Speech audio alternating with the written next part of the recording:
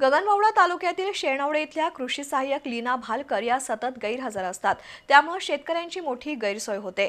वन्य प्राण्यांकडून केलेल्या हल्ल्यातील नुकसान भरपाई, शेतीच्या नुकसानीचे पंचनामे, महाडीबीटीचे फॉर्म भरणं यांसारख्या अनेक बाबींची माहिती किंवा योजनांसाठी अर्ज करणं शेतकऱ्यांना अवघड होऊन बसलंय।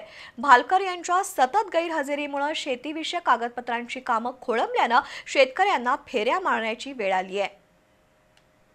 गगनबावडा तालुक्यातील शेणवडे सज्जातील कृषी सहाय्यक वारंवार गैरहजर असतात।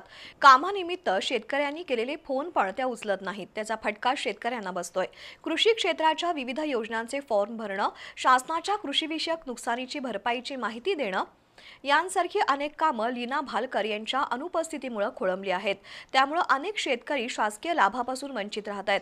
त्यामुळे त्यांची चौकशी करावी अशी मागणी शेणवडे, अणदूर, मांडुकली गावचे शेतकरी करत आहेत।